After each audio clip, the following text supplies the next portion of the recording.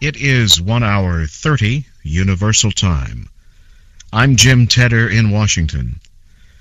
Al-Qaeda in Iraq has named a leader to follow Abu Musab al-Zarqawi. A message on the internet named Sheikh Abu Hamza al-Muhajir as Al-Qaeda's new leader in Iraq. Earlier, the United States military released the results of the medical examination of Mr. al-Zarqawi's body.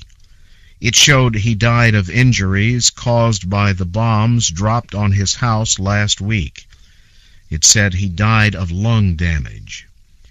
In other news from Iraq, bombings have killed 5 people in Balad and 16 in Baghdad. And the United States military said coalition forces killed 7 fighters linked to Al-Qaeda.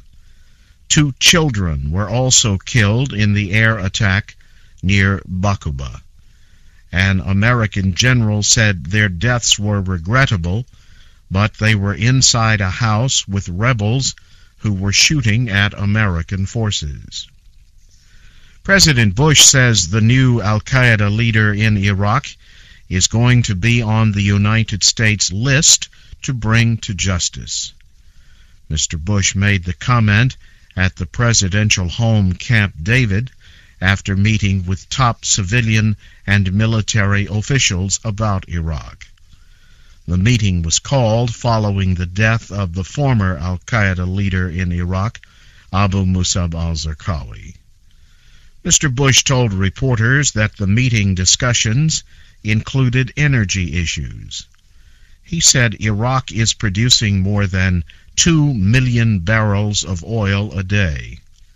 He said the Iraqi government should use the oil as a way to unite the country. The president also said those countries near Iraq should do more to help its new government. He said the United States is working with its friends in the area to urge them to support the new democracy. Israeli Prime Minister Ehud Olmert says he will make every possible effort to negotiate peace with the Palestinians. He spoke in London after meeting with British Prime Minister Tony Blair. Mr. Olmert said Israel will give the Palestinians more time before withdrawing from most of the West Bank and establishing a border. But he said peace talks can begin only after terrorist violence ends in the Middle East. Mr. Blair said he hopes the Palestinians can accept the conditions of the plan called the Roadmap for Peace and take part in talks. He also repeated calls for the Palestinian government to recognize Israel and stop violence. Security forces have burned the parliament building and offices of Hamas Prime Minister Ismail Haniyeh in the West Bank city of Ramallah. No injuries were reported.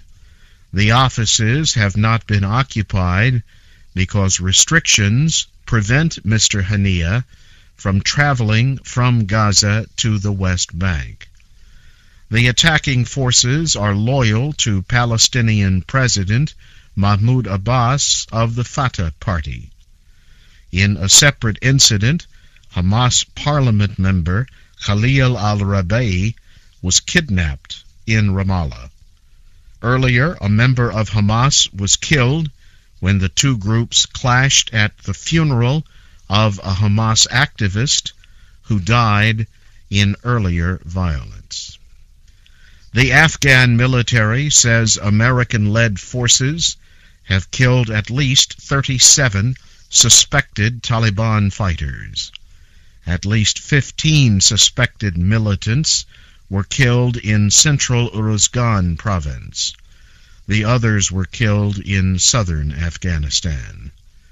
In Kabul, American Ambassador Ronald Newman says illegal drug dealers cause some of the violence in Afghanistan. The ambassador says drug dealers want to sabotage the Afghan government's plan to destroy poppy crops used to make illegal drugs. You are listening to the news in VOA Special English.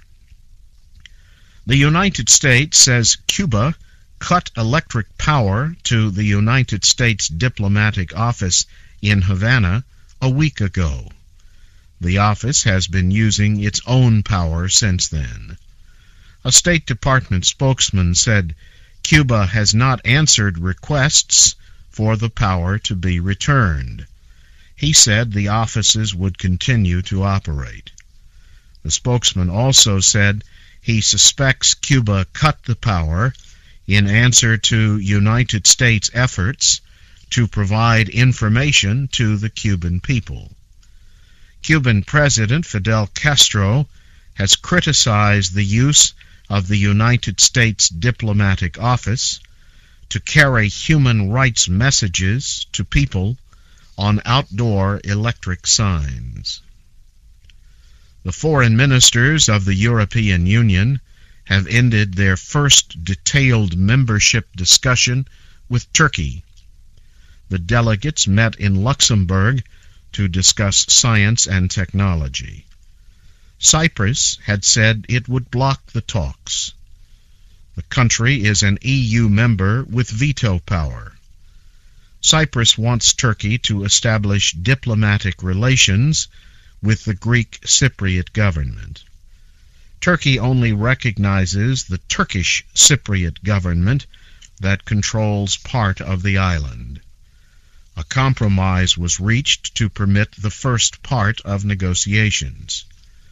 Turkey has been told that it must recognize all members of the EU during the talks.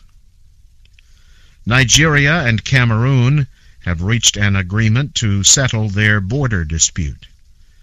They came to the agreement after United Nations Secretary-General Kofi Annan met with the presidents of both countries in New York.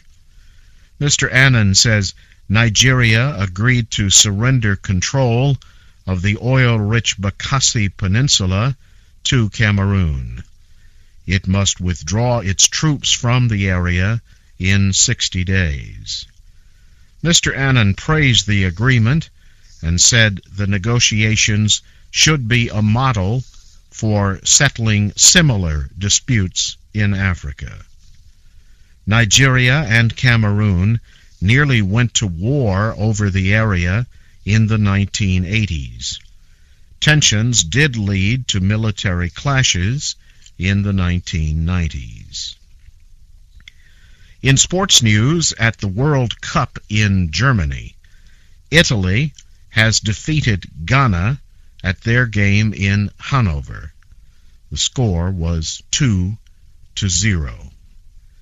In Gelsenkirchen, the Czech Republic team defeated the United States by a score of 3-0. Earlier in Kaiserslautern, the team from Australia defeated Japan by a score of 3-1. The results put both Italy and the Czech Republic in the lead in Group E of the World Cup competition. And now, briefly, here again is the major news of the hour, read in Special English. Al-Qaeda in Iraq has named a new leader to follow Abu Musab al-Zarqawi. Israeli Prime Minister Ehud Olmert says he will make every possible effort to negotiate peace with the Palestinians. And Palestinian security forces have burned the parliament building and offices of Hamas Palestinian Prime Minister Ismail Haniyeh in the West Bank city of Ramallah.